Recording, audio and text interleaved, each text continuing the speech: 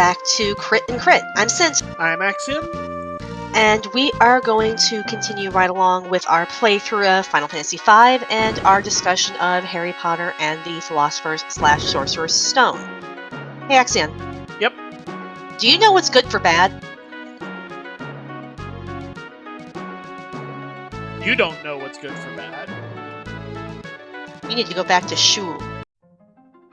Shoo? Shul. Oh, Shul. Yeah. Oh no, wake up. Give it the picture. So, as you can probably guess, we're talking about good versus evil through a completely unrelated lens of the best movie DreamWorks has ever made. Don't at me. Yep, and doing an optional boss in the meantime. Is doing extra work in the real spirit of a Harry Potter playthrough? Because, I mean, Hermione's the one who's actually going to do all the extra work. Unless you count, saving the world and stuff, which mostly seemed like a reason to get out doing homework, and, I mean, mood.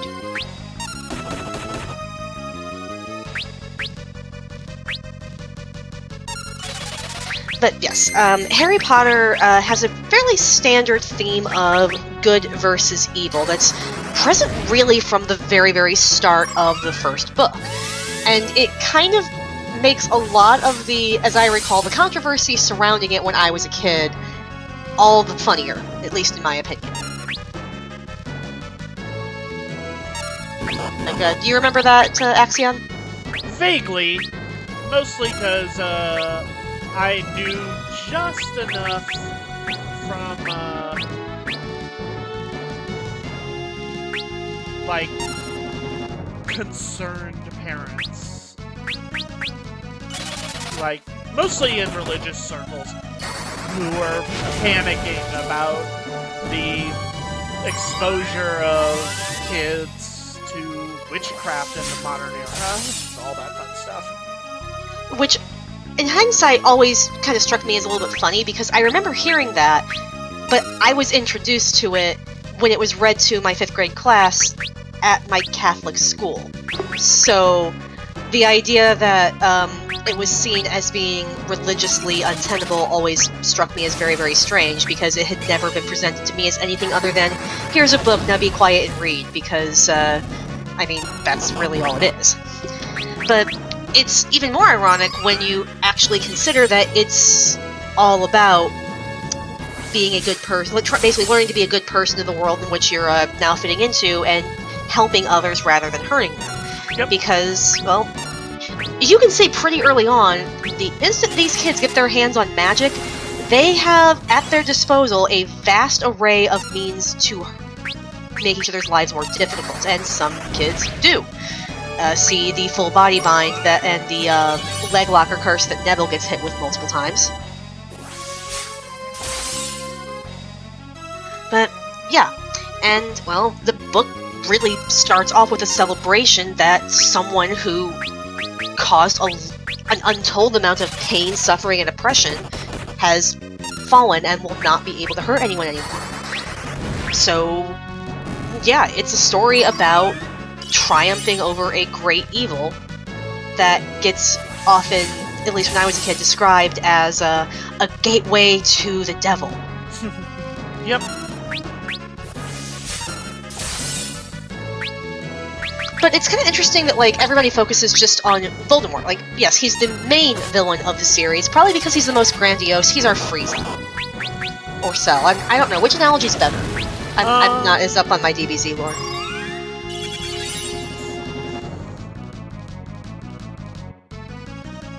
It's really hard to make a comparison between those two because they're two completely different stories. Okay, which of those two is more, I'm gonna nuke the place to get rid of the undesirables who aren't made perfectly? Oh, that's Frieza, the intergalactic land businessman. Okay, so we can now say that Voldemort is the Frieza of the Harry Potter universe, and I'm waiting to see how many people get angry at me for that sentence. Yay, we got Sheila. Would that make Harry Goku? Though I think he's a little bit more self-aware. There's no real good comparison, but sadly, yes. I mean, actually, I hate to say this, but it actually is a really good comparison. Frieza destroyed Goku's homeworld, killed his father, and the majority of the rest of his species, and terrorized the galaxy until Goku, the Chosen One, came out of nowhere to defeat him. I hate how well that parallels. Okay, so I'm trying to think because I've seen a fair bit of Dragon Ball Z, but I'm trying to see who all would fit in what. I'm going to guess that Krillin is Ron, and I kind of want to say that makes Hermione Vegeta in the sense that they're initially antagonistic, but they come together, and she's probably the more overall suited to the powers and stuff because, like, she studies it, she trains constantly, but it's still always Goku in the end who comes out as the hero. We went off the rails. Let's get back on track. I was about to say, this is going to get really weird, and I'm sure that's going to provoke at least a few arguments in the comments. Number one of which will probably be no Vegeta is Malfoy. But Malfoy never actually comes over to their side, though, does he? I'm a little bit rusty on the end of the series. I will reread by the time we get to those books, but Vegeta becomes a tentative ally.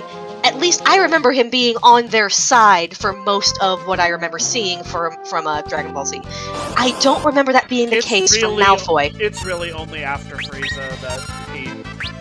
This is the stupidest conversation we have ever had. So far. I don't know. Anyway, Anyway, yes. Voldemort is our overarching villain who's the most grandiose, over-the-top, I'm going to destroy everything I can get my little wand on villain. But there are many different stripes of evil that get represented in the story as well, and I think our first example of that is the Dursleys. Compared to the other antagonists or semi-antagonists that the novel gives us, or any red herrings, which we can talk about red herrings in their own discussion, the Dursleys are relatively powerless. They're muggles, and, I mean, I'm pretty sure Petunia wields a mean rolling pin, but beyond that, Mr. Dursley yells at people as a middle manager making drills. So they have no actual power except that they are the ultimate arbiters of Harry's life for an entire decade, try to keep him away from the magical world because it might make them look bad, and ultimately just kind of take advantage of the situation that they didn't want thrust on themselves, as, you know, I'm sure there's a lot to be said for family members who resent having to care for a family member unexpectedly, and would not take it to the extreme of the Dursleys, if only because there are things called Child Protective Services in the real world. But yeah, they're probably the first exposure we really get to a sense of evil at all, even if it is relatively micro scale rather than macro. This is my home life is not good, rather than the world will literally be set on fire if we do not stop this person. Right. It is definitely a difference of scope. But I think that, like, we'll discuss this a lot more later with a certain character that I'm sure longtime Potter fans are already thinking of when we talk about petty evil that people experience on a more day-to-day basis. But yes, the Dursleys are our first example of that.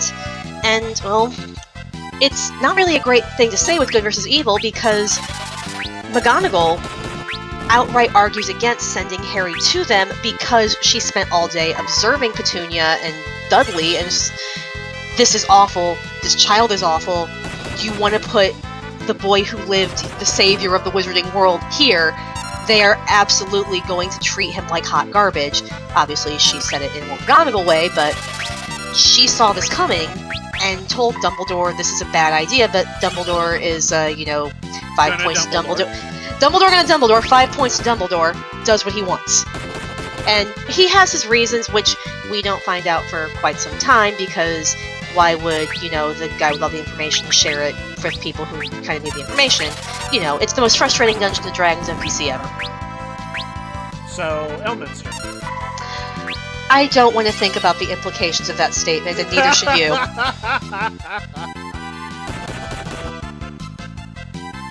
Please do not make me go down the rabbit hole of how many things are wrong with that. That's fine, we can go on. So, I'm gonna say that our next example of evil that we meet chronologically would be Malfoy. And I don't even know if I'd go so far as to say outright evil. It's the same as the Dursleys. It's a petty person who just, wants to have it their way, like the world is their Burger King, and is going to be as nasty as their situation can allow them. And as a spoiled only child of a rich man who is used to using money to get what he wants, if threats don't work, well, he's used to basically getting whatever he wants at all times. There's a reason My Father Will Hear About This became such a meme after the series came out. So yeah, before we even get Malfoy's name, we get a nice long conversation with him. It's a captive audience for Harry as they're having ropes fitted, where Malfoy just goes on this long thing about only purebloods should be allowed in, I don't think they should let in Muggleborns, I'd hate to be in any house but Slytherin, which, we get all sorts of red flags about Slytherin almost immediately after that. And Malfoy doesn't really make a great case for himself, probably because he's never had to, because all he has to do is flash his "Hi, I'm Malfoy and I'm rich and powerful" business card, and people will fall into line to listen to him, because that's what he's used to. Which would mean absolutely nothing to Harry, being brought up outside the wizarding world, because he'd just go like, "Hey, you're kind of a tool. And not even a useful one. So I have no interest in this conversation." And from that point on, as soon as Harry doesn't immediately kowtow to him, he basically just takes it on himself to put Harry down at every opportunity. Yep, he is now his personal punching bag. Well, no, though. That was what he was with Dudley. Malfoy is to put it, not to put too fine a point on it. I can English, I swear. He's the smart kind of bully. He knows the rules. He follows them exactly to the letter to make you break the rule after he provokes you.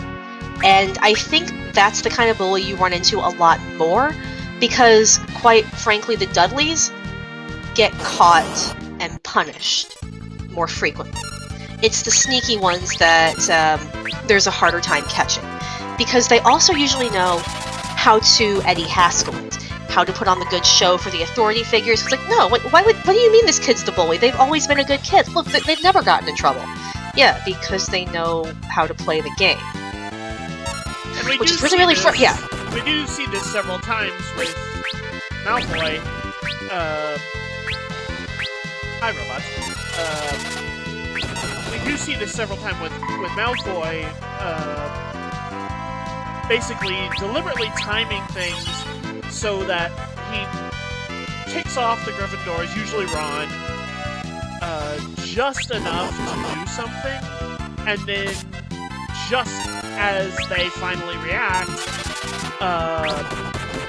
Snape happens to come around the corner, see just the little snippet of what's going on at the end, and penalize Gryffindor.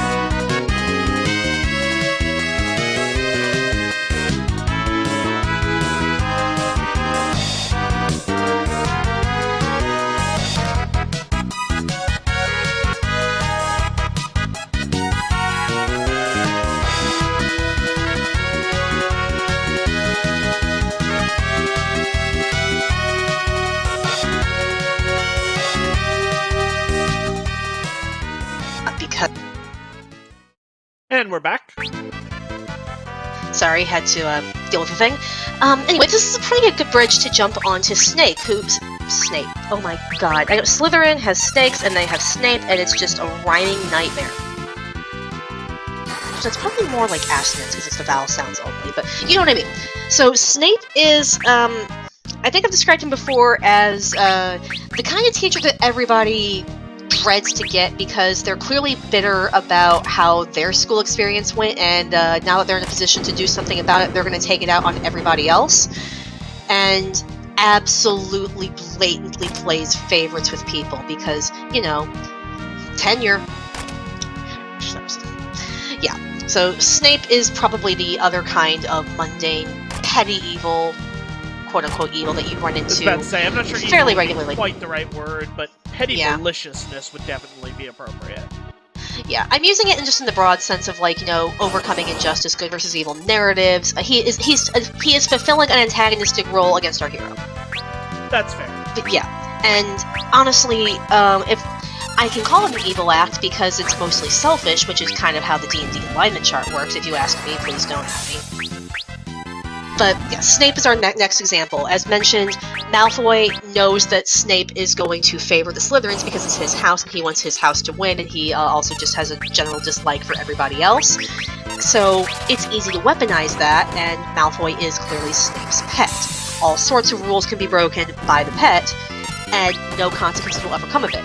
And I think we've all seen that happen in classes at some point. I distinctly remember at my school, people who happened to share a last name with one of the teachers never got dress coded, even when they were in clear violation. Everybody else did. Yep. So yeah, it happens. It shouldn't happen, but it does. And I can obviously see how, as a kid, that is a very clear example of injustice and therefore evil, because we kind of conflate the two things quite a lot, injustice and evil. Yeah, especially when we're young. Yeah, because it's basically what you're presented. You know what you are taught. You learn things through osmosis of pop culture in many, many ways. This is one reason that, like, so many shows aimed at younger kids are supposed to be edutainment in many cases, to have some sort of moral, because they want to make sure that it's not just like kids picking up bad habits from brightly colored moving pictures. So you learn at a very young age that, okay, the heroes fight the bad guys and good will triumph over evil, and that's honestly, it's a very, very straightforward type of story, which is why they're so resonant. Most stories are a variation on that, just with added complexity and twists built in, and I don't see anything wrong with that. So this gives us basically our main antagonists throughout the story. We have the Dursleys early on until Harry can escape into the Wizarding World, and then he gets his bullies and his corrupt authority figures. And, of course, there's obviously Quirrell, who it's kind of hard to classify because we don't exactly know what Quirrell's deal is. I don't believe it's ever fully spelled out as to whether or not Quirrell is a fully willing participant, or if he just got subsumed and possessed, especially when later on in the story we learn about the Imperious Curse, so it would actually have been quite easy to completely subsume Quirrell's will. But he does effectively serve as our true antagonist, as he is the host for Voldemort's spirit. So, you know, there's gotta be a better pension plan for teachers out there somehow. Please do not open your soul to be shared with Wizard Hitler. There's a phrase. Oh, right, I forgot about the robots. But, yeah, so Harry Potter is a normal kid. So there's a standard practice with this kind of thing. You want your hero in this kind of situation to be anyone. Because the idea should be anyone, given the opportunity, should take the chance to stand up to injustice and do what is right to help people, even at risk to themselves. Which Harry, Ron, and Hermione do. They sneak out to do something very dangerous, you know, get past Fluffy, get past all of the traps, nearly poison themselves, get a concussion from a chessboard, you know, we've all been there. And ultimately stop the greatest threat that the Wizarding World has seen in the past century, and, you know, all the Muggles who will have to deal with it as well, completely unaware, because, you know, when there's a genocidal wizard dictator out there trying to kill Muggles, exactly what you want is to make sure that Muggles don't know that magic exists. It's safe and sound. but Harry puts a stop to it because, well, it's the right thing to do, even as a half-trained 11-year-old who barely knows, like, 6th grade magic. Right. Because you don't really need to think through the dangers in this kind of narrative, at least from a story perspective. From a character perspective, absolutely think through the dangers, because otherwise you don't get to live to the second book. So thank goodness you've got Hermione to help you think things through, Harry, because she kind of pointed out a lot of the stuff and stopped you from literally poisoning yourself. But the point is that sometimes you have to do what is difficult and stand up for what is right, and Harry does that continually throughout the story. He stands up to Malfoy on Neville's behalf, which later helps Neville do the same, to stand up to Harry, Ron and Hermione after they lose 150 points to Gryffindor, because he doesn't want them to get the house in any more trouble, even if he is situationally in the wrong because he doesn't know that they're literally trying to stop Voldemort. They got in trouble with the whole detention situation in the first place because they were trying to stop Hagrid from getting arrested for having an illegal venomous dragon on the campus. But yeah, little ways that you can stand up for injustice are just as important as the big ones, even if they're less visible. And I think that's a good message that can be sent, is making sure that these things show up, that they're commented on, that characters notice that, yes, this is a good person. They are willing to help. They mean well. Because what kind of a world do you have if you don't have anyone willing to stand up for people who can't help themselves? What kind of a world do you want to live in? And that's what a lot of it comes down to, is this idea of, like, that was the wrong door.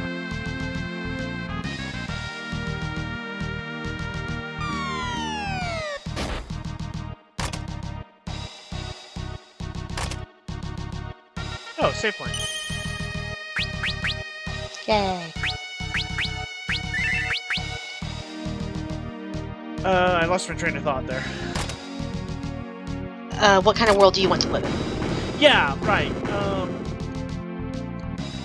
A lot of it just comes down to having to make that decision about what kind of society you're looking to be part of.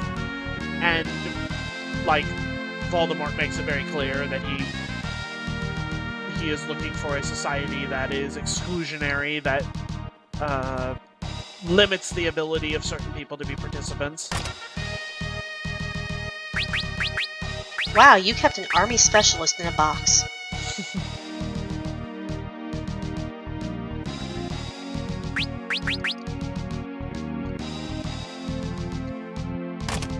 Yeah. And Harry does not share that background. Yeah, Harry is, for all of his faults, and there will be many, Harry is generally a good kid. Yeah, Harry is the everyman character at the beginning. He's the fish out of water who's still learning his place, finding his feet. He is a very, very normal kid. Like, completely normal in the sense of, like, he mostly sees things through the same muggle lens that we do. Even more so than Hermione, a fellow wizard raised by muggles, because Hermione spends a lot more time really digging into everything she can learn about the wizarding world, which, mood, I would absolutely do that if I was Hermione. Yep. Hermione is kind of a special situation in that sense. She found out she was a wizard despite living among non-magical people, and the first thing she did was research the living daylights out of it. Hermione, you have been accepted to school. Cool, I'm gonna do extra homework. Which, hey, nothing wrong with that. I mean, if you want to be prepared, you want to be prepared. Because who wants to embarrass themselves by not knowing what they're talking about when they have a first chance to make an impression? Yep. You know? But yeah, anything else you can think on the whole good versus evil narrative, different forms of good and evil that may show up in Philosopher's Stone, or anything else? No, I think that pretty solidly sums it up. Alright, in that case, we will take a break here and come back with a new topic later. Yep, see you all next time.